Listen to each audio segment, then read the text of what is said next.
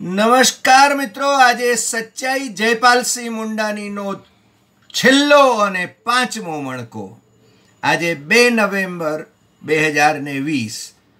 ઘણા બધાને માટે જયપાલસિંહ મુંડા એ અજાણ્યું વ્યક્તિત્વ છે એવું લાગે છે, અને જયપાલસિંહ મુંડા વિશે આપણે જ્યારે વાત કરીએ છીએ ત્યારે ઘણા મિત્રોના પ્રતિભાવો એવા છે કે આ તો તમે નવી નોખી વાતો કરી. આપણને બિરસા મુંડા વિશેની વાતચીત જ્યારે કરી રહ્યા હતા ત્યારે ડૉક્ટર પ્રદીપ ગરાસિયા, જે સમસ્ત આદિવાસી સમાજ ગુજરાતના પ્રમુખ છે, એ મને કે તમે છે ને કંઈક આમ અજાણી ઘણી બધી બાબતો પણ લઈ આવ્યા બિરસા મુંડાની. અને એ જ રીતે આપણે જયપાલસિંહ મુંડાની પણ કંઈક નોખી નોખી વાતો અને આદિવાસી કલ્યાણની વાતો એ આપણે લઈ આવવાની કોશિશ કરી છે. એટલે મેં કંઈ ધાડ મારી છે એવું તો કહેતો નથી, પણ જે દસ્તાવેજો કહે છે એ દસ્તાવેજોમાંથી આપણે છે ને એ વાતને રજૂ કરી રહ્યા છીએ. બંધારણ સભાની અંદર જયપાલસિંહ મુંડાએ, અને આ જયપાલસિંહ મુંડા એટલે ઓક્સફર્ડમાં ભણેલા પહેલા આદિવાસી, ઓક્સફર્ડમાંથી માસ્ટર્સ કર્યું એમણે, ICS થયા, કેટલાક રજવાડાઓની અંદર એ વિદેશ મંત્રી રહ્યા, અને વિદેશમાં પણ અને દેશમાં પણ કેટલીક કોલેજોના આચાર્ય પણ રહ્યા, પ્રાચાર્ય પણ રહ્યા, સંસદ સભ્ય 4 વાર રહ્યા, અને એમણે ઝારખંડની આખી જે વિભાવના હતી એ વિભાવના મૂકી, અને આદિવાસીના જળ જમીન ના અધિકારોની જે વાત છે એ અધિકારોની વાત એમણે સતત કર્યા કરી છે, અને એટલા માટે જ આપણે એમને આજે યાદ કરીએ છીએ. આદિવાસીઓના અધિકારો, જળ, જંગલ અને જમીનના અધિકારો, એમની ભાષાના અધિકારો, એમના બીજા વિશેષાધિકારો, એની વાત એ સતત કરતા રહ્યા છે. ને આદિવાસીઓને પ્રતિનિધિત્વ મળતું નથી એની વાત એ હંમેશા બંધારણ સભામાં પણ બોલકા સભ્ય તરીકે આપણી સામે આવ્યા છે. અને છતાં એમણે કહ્યું છે કે અમે ક્યારેય વિભાજનના નિમિત્ત નથી. ભારતના જે ભાગલા પડ્યા એના અમે ક્યાંય નિમિત્ત નથી. બીજું કે ભારતનો વિકાસ થાય, ભારતનો સંગઠિત ભારતનો વિકાસ થાય, એને માટે અમારો સહયોગ રહેશે, અને તમારે પણ અમારો સહયોગ લેવાનો રહેશે. એટલે આદિવાસીઓ વિશે એ એમ કહે છે કે અમે કાંઈ ભીખ માગવા નથી આવ્યા, અમે ભિખારી નથી, અને આદિવાસીઓ એ હાથ ફેલાવીને ભીખ માગતા નથી, અમે અધિકાર માગીએ છીએ, અને એ અધિકાર અમને જન્મજાત પરંપરાગત રીતે પ્રાપ્ત જે છે એ અધિકારની વાત કરીએ છીએ. એ અધિકારથી તમે અમને વંચિત કરો એ તો નહીં ચાલે. 6000 વર્ષ સુધી અમે સહન કર્યું છે, આ એમની વાત છે. અને પેલી દીકુની વાત પણ આવે છે એમની વાતમાં કે જે બિન આદિવાસીઓએ અમારું શોષણ કર્યું છે એ શોષણ હવે સ્વતંત્ર ભારતમાં નહીં થવા દેવામાં આવે. આ છે ને જયપાલસિંહ મુંડાની આક્રોશવાણી, જે કહું એ આક્રોશવાણી છતાં દીકુઓ એટલે કે બિન આદિવાસીઓ એ આદિવાસી ક્ષેત્રના, આદિવાસી લોકોનો, આદિવાસી વિસ્તારનો એનો છે ને કબજો મેળવીને એનું શોષણ આજે પણ કરી રહ્યા હોય એવું બહુ જ સ્પષ્ટ છે. છતાં આદિવાસીઓમાં જે પ્રકારની જાગૃતિ આવી છે એના મૂળ ક્યાંક બિરસા મુંડામાં છે, એના મૂળ ક્યાંક જયપાલસિંહ મુંડામાં છે, એ આપણે ભૂલવું ન જોઈએ. અને જ્યારે એ આદિવાસીઓની જમીનની વાત કરે છે, કહ્યું ને જળ, જમીન અને જંગલની જ્યારે વાત કરે છે ત્યારે મારી પાસે ગુજરાત હાઈકોર્ટના જે નિર્દેશો છે, હમણાં જ જે એટલે 2 દિવસ પહેલાં જ જે આવ્યા છે, અને એ ઓબ્ઝર્વેશન આપણા ગુજરાત હાઈકોર્ટના ચીફ જસ્ટિસ નાથ અને જસ્ટિસ પારડીવાળાની બેન્ચે જે કહ્યું છે કે આદિવાસીઓને 18 વર્ષે પણ જમીનની સનદો નથી મળી, તે દુઃખની વાત છે. વાત એમ છે કે દાહોદ અને છોટાઉદેપુર જિલ્લાની જે સ્થિતિ અને એની જે પિટિશન્સ રજૂ થઈ એમાંથી છે ને, જો દાહોદ જિલ્લામાંથી 20,150 અરજીઓ થઈ અને એ અરજીઓમાંથી છેલ્લા 7 વર્ષમાં મંજૂર જે અરજીઓ થઈ છે એ માત્ર 321 છે. કેટલામાંથી? 20,150 અરજીઓમાંથી. અને પડતર અરજીઓ કેટલી છે? 16,667. આદિવાસીઓને જમીન એ કંઈ ખેરાત થોડી અપાય છે.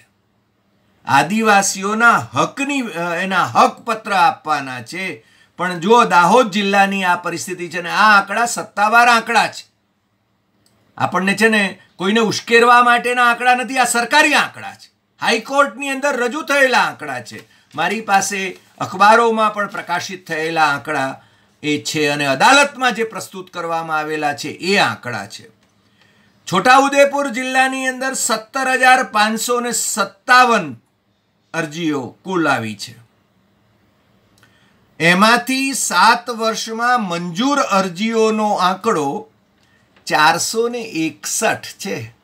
શું આદિવાસીઓ માટે પ્રેમભાવ છે સરકારને? અને એ સરકારમાં કે જે સરકારની અંદર આદિવાસી મંત્રી છે, આદિવાસી મંત્રી હોય અને 26-27 આદિવાસી ધારાસભ્યો બેઠા હોય ધારાસભાની અંદર, અને એની અંદર 20,000 અરજીઓમાંથી 221 કે 321 અરજીઓ મંજૂર થાય. શું આદિવાસીઓનું કલ્યાણ ચાલી રહ્યું છે ગુજરાતમાં? આ હાઈકોર્ટે બહુ જ દુઃખ સાથે વાત કરી છે અને એમ કે છે હાઈકોર્ટ કે આદિવાસીઓને 18 વર્ષે પણ જમીનની સનદો નથી મળી, તે દુઃખની વાત છે. ચૂંટણી આવે ત્યારે જે ઉહાપો મચે છે, ત્યારે આદિવાસીઓની જાણે કે આદિવાસીઓ ઉપર ખેરાત કરી નાખવામાં આવતી હોય એવી વાત જ્યારે કરવામાં આવે છે, તો આપણને બિરસા મુંડા અને જયપાલસિંહ મુંડાની બંધારણ સભાની અંદર કહેલી વાતો યાદ આવવી સ્વાભાવિક છે. હું આજે જ તમારી સાથે જ્યારે વાત કરી રહ્યો છું એ પહેલા અમારા એક મિત્ર એડવોકેટ વનરાજ પારઘીની સાથે વાત કરી રહ્યો હતો અને વનરાજ પારઘીએ મને કહ્યું કે કોરોના કાળની અંદર એમણે ઓછામાં ઓછી 2,500 અરજીઓ કરી હશે અલગ અલગ આદિવાસીઓની, એમની જમીન માટેની. 40-50 વર્ષથી જે જમીનો એ ખેડી રહ્યા છે જંગલમાંથી, જંગલની જમીનો, અને એ ગામડાઓના લોકો છે ને એમને એના સાક્ષી છે અને એમને છે ને એ જમીનોના હકપત્ર મળવા જોઈએ એવા નિર્દેશો છે અને છતાં એમને મળતા નથી. મેનકાબેનના એક સાથી છે, મેનકા ગાંધી, એ આપણા કેન્દ્રના મંત્રી હતા અને એમને માણસો કરતાં પશુઓની કદાચ વધારે ચિંતા છે. જંગલમાં વસતા પશુઓની વધારે ચિંતા છે. એટલે સુપ્રીમ કોર્ટમાં એમના એક સાથી ગયા, રામ પંજવાણી, અને એ એક ચુકાદો લઈ આવ્યા કે જંગલોમાંથી 11 લાખ લોકોને હટાવી દેવા જોઈએ, અને એમાં મોટા ભાગના આદિવાસીઓ. સદનસીબે વનરાજભાઈને બધાએ આપણા સોલિસિટર જનરલ તુષાર મહેતા સાથે વાત કરી અને તુષારભાઈએ એમ પણ કહ્યું કે ગૃહમંત્રી શ્રી અમિત શાહે પણ આ બાબતમાં અમને નિર્દેશ આપ્યા છે ને એ પછી એના વિશે જે આગળની કાર્યવાહી ચાલી એમાં સુપ્રીમ કોર્ટે આ ચુકાદા ઉપર સ્ટે આપ્યો છે કે જંગલની અંદર જે લોકોએ ધારો કે એમની દુકાનો કરી હોય, જે લોકોએ હોટેલો બાંધી હોય, જે લોકોએ ગેરકાયદેસર રીતે રિઝોર્ટ બાંધ્યા હોય, એમને તમે ખાલી કરાવો, પણ જે આદિવાસીઓ પરાપૂર્વથી ત્યાં રહી રહ્યા છે એ આદિવાસીઓને તમે ત્યાંથી હટાવવાની વાત કરો, એ તો યોગ્ય નથી. એટલે સુપ્રીમ કોર્ટનો જે ચુકાદો હતો 11 લાખ લોકોને તગેડી મૂકવાનો, એના ઉપર સુપ્રીમ કોર્ટનો સ્ટે લેવામાં આવ્યો છે. અને હું માનું છું કે કેન્દ્રીય ગૃહમંત્રીશ્રીની મધ્યસ્થીથી, solicitor general of India Tushar મહેતાની મધ્યસ્થીથી આ બાબત સ્ટે મેળવવામાં આવ્યો હોય તો એને આપણે બધાએ આવકારવો જોઈએ. અને ખાસ કરીને કેન્દ્ર સરકાર હોય કે રાજ્યની સરકારો હોય, એ આદિવાસીઓના હકપત્રોની વિશે એ જાગૃત રહેવી જોઈએ. મને લાગે છે કે 7 વર્ષ પહેલા મુખ્ય ન્યાયમૂર્તિ એ વખતે જે હતા આપણે ત્યાં મુખોપાધ્યાય અને પારડીવાળા બીજા જજ, એમની જે બેન્ચ હતી, એમણે ઓર્ડર કરેલો આ આદિવાસીઓના જમીનના હક પત્ર એમને ઇસ્યુ કરવા માટેનો, કે છે કે એમાં છે ને કોઈ પ્રગતિ થતી નથી. એટલે આવા જ્યારે આપણી પાસે આવી વાસ્તવિકતા હોય ત્યારે આપણને આ જયપાલસિંહ મુંડાના બંધારણ સભામાં કહેલા શબ્દોને વારંવાર આપણે યાદ કરવાની જરૂર છે. અને જ્યારે આદિવાસીઓ પોતાના અધિકારો માગે છે, આદિવાસીઓ આ દેશની વિરુદ્ધમાં કશું જ કામ નથી કરવા માંગતા, એ માત્ર પોતાના અધિકારો માગે છે, ભીખ નથી માગતા, એવું જ્યારે એ કહે છે ત્યારે આ બાબતને બહુ જ ગંભીરતાથી લેવાની જરૂર છે. અને 24 ઓગસ્ટ 1949ના દિવસે જયપાલસિંહ મુંડાએ બંધારણ સભામાં કહ્યું કે દેશના વિભાજન માટે આદિવાસીઓ જવાબદાર નથી, એમનો અધિકાર તો આખા ભારત ઉપર છે. અને પછી જે આખી એમણે વાત કરી છે એ બાબત પણ આપણે સમજવું જોઈએ.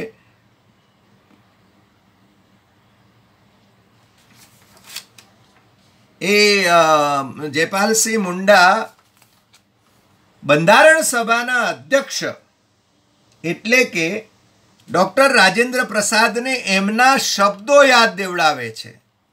અને એ કહે છે કે શ્રીમાન, અમે લોકો તો આ દેશની એકતા ઈચ્છીએ છીએ, અમે બધાની સાથે હળીમળીને જીવવા માંગીએ છીએ.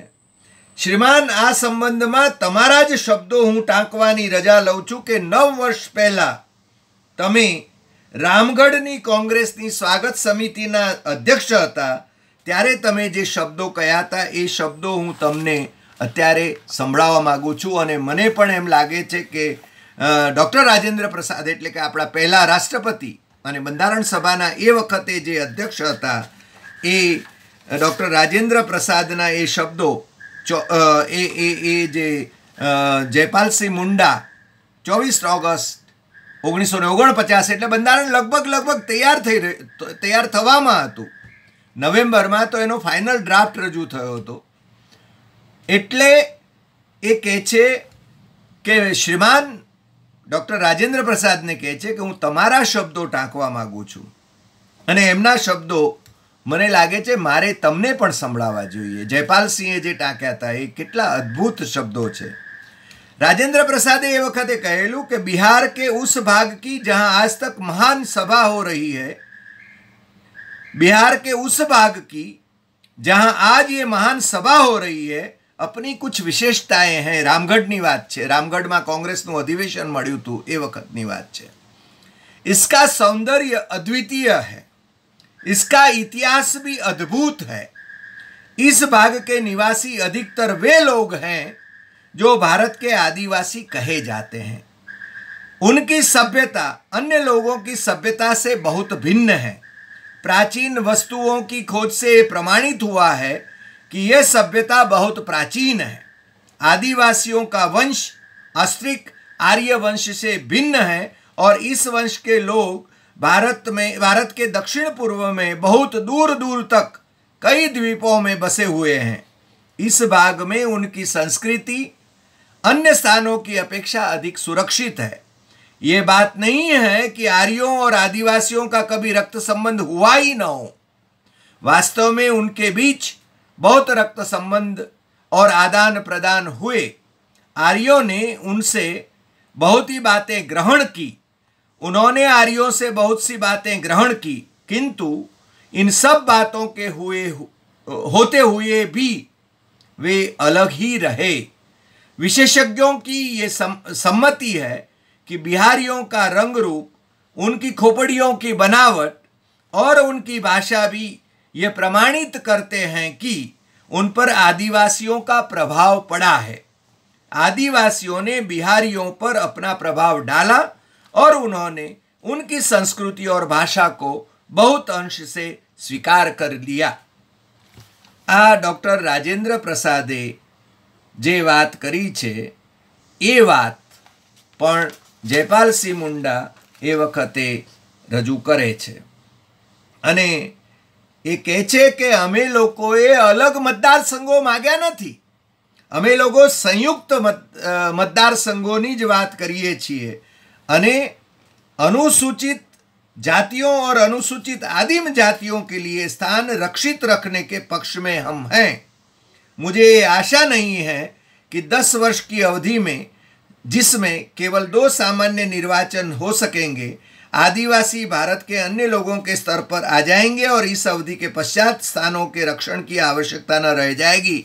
आ पॉलिटिकल रिजर्वेशननी बात छे।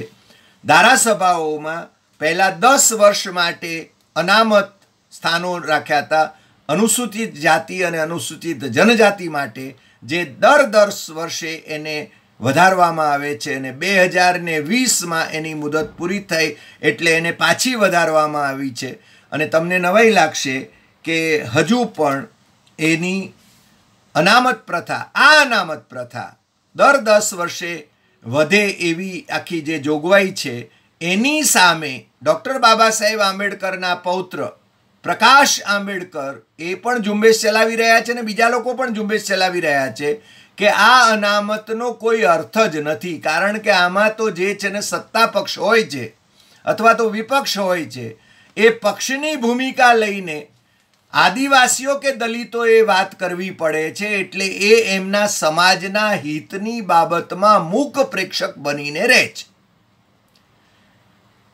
છતાં આ સમાજનું જે પ્રતિનિધિત્વ કરે છે એ લોકોએ, જો એ ચૂંટાય છે ત્યારે પણ એમણે છે ને એમના સમાજના જે લોકો છે એમના કરતાં બીજા લોકો ઉપર અવલંબન રાખવું પડે છે, એટલે એ લોકો એમના સમાજની બરાબર સેવા નથી કરતા એવું પ્રકાશ આંબેડકર, એ પણ ધારાશાસ્ત્રી છે, એ પણ મેમ્બર ઓફ પાર્લામેન્ટ રહી ચૂક્યા છે, એ ઝુંબેશ ચલાવી રહ્યા છે। પણ મોટાભાગના જે રાજનેતાઓ છે એ વાત સાથે સંમત નથી।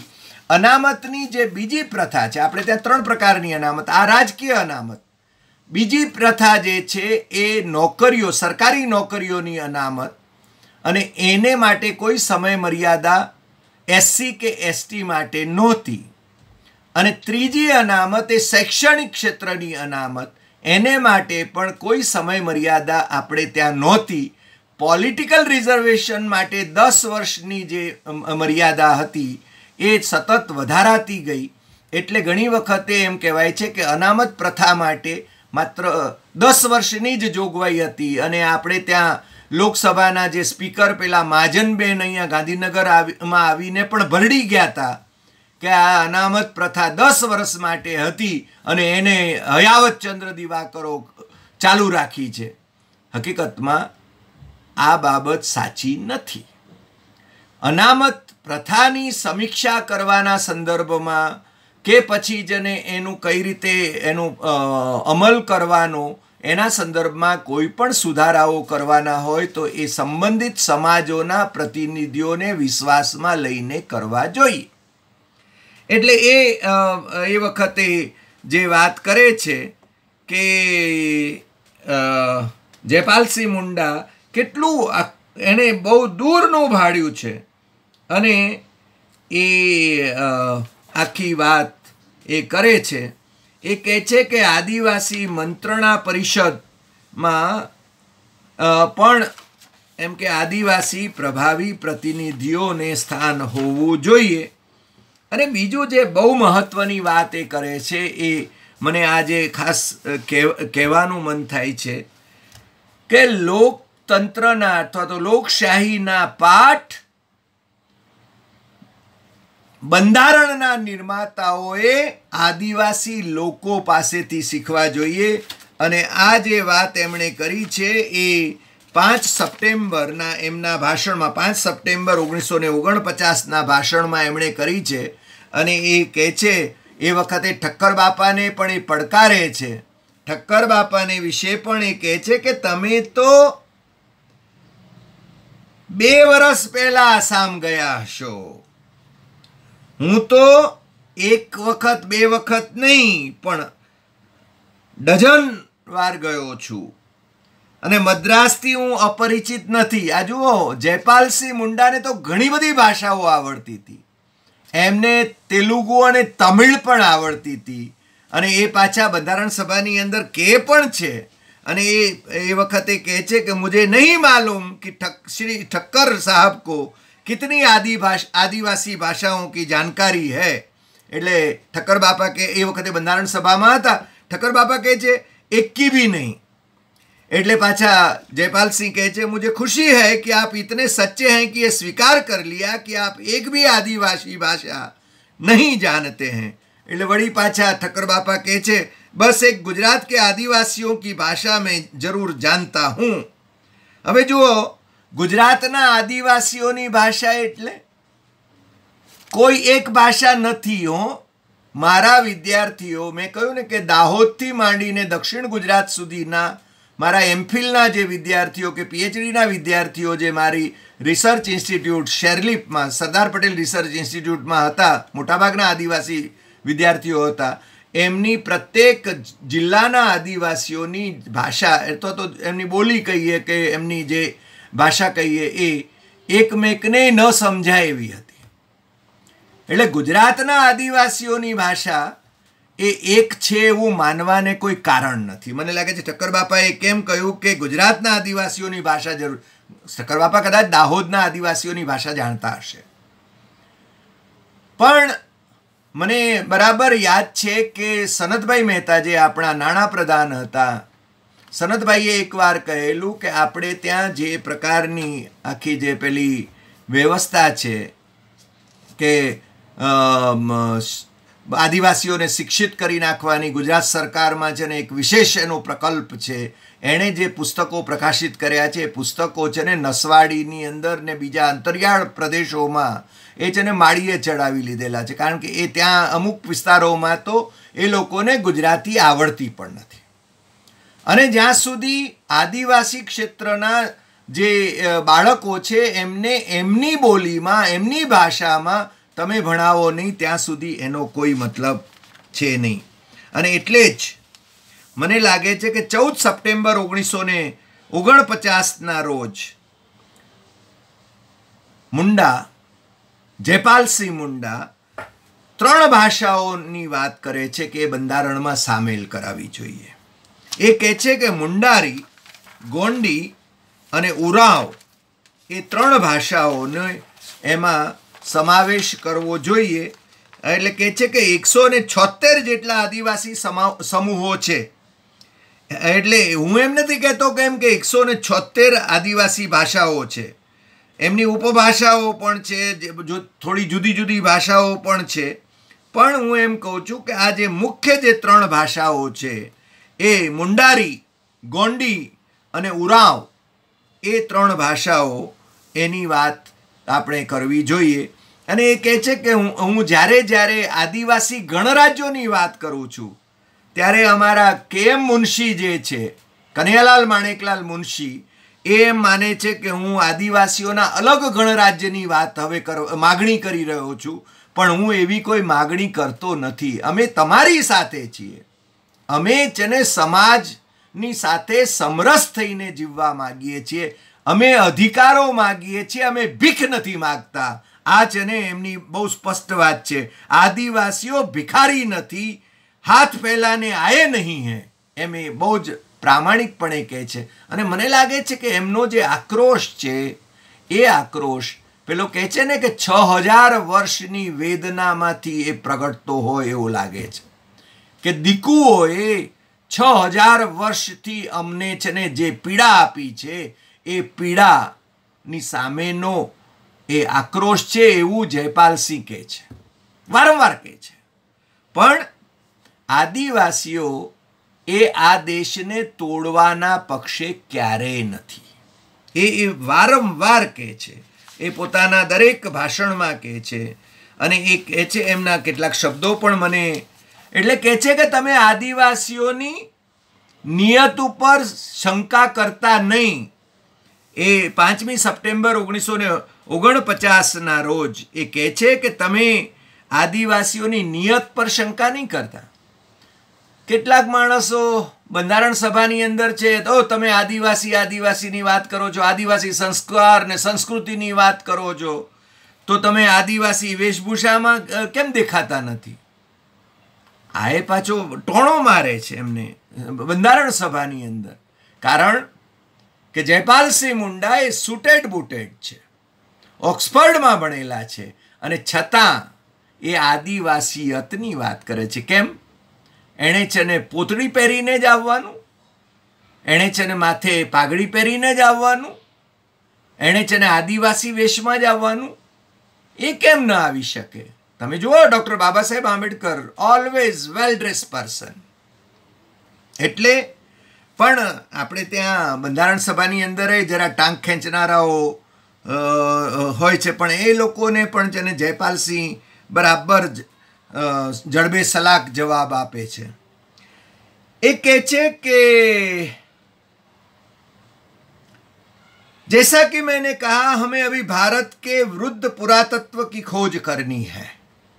हमें प्राचीन भारत का हाल बहुत कम पता है और प्राचीन भारत के विषय में जानकारी प्राप्त करने का एकमात्र उपाय यही है कि उन भाषाओं को सीखा जाए जो इस देश में भारतीय आर्यों के आने के पहले प्रचलित थीं. केवल तभी हम जान सकेंगे कि प्राचीन काल में भारत किस प्रकार का था. मैं जानता हूं कि मेरे मित्र श्री मुंशी यानी के मुंशी का ये ख्याल है कि जब मैं आदिवासी शब्द का प्रयोग करता हूं, मेरे मन में आदिवासी गणराज्यों का ख्याल होगा. वे शायद समझते हैं कि मैं इस संशोधन द्वारा 3 आदिवासी गणराज्य स्थापित करने का प्रयास कर रहा हूं. 3 गणराज्य એટલે મુંડારી, ગોંડી અને ઉરાંવ. એવું એમ કેવો એમને ભ્રમ છે. શ્રીમાન, ऐसी बात नहीं है. એમ કરીને એ વાત કરે છે કે અમે બધાની સાથે રહેવા માંગીએ છીએ. અને અમે એ કહે છે, વારંવાર કહે છે કે શિડ્યુલ ટ્રાઇબનો અનુવાદ વનજાતિ ન હોઈ શકે. શિડ્યુલ ટ્રાઇબનો અનુવાદ આદિવાસી જ હોઈ શકે. આદિવાસી શબ્દ મેં ઇજ્જત હૈ, જયપાલસિંહ મુંડા કહે છે. અને તમને ખ્યાલ હશે કે આજકાલ આદિવાસી અને વનવાસી શબ્દ એનો પણ વિવાદ એક ચાલી રહ્યો છે. આદિવાસી શબ્દ એ વારંવાર જયપાલસિંહ મુંડા કહે છે કે આદિવાસી શબ્દ મેં ઇજ્જત હૈ.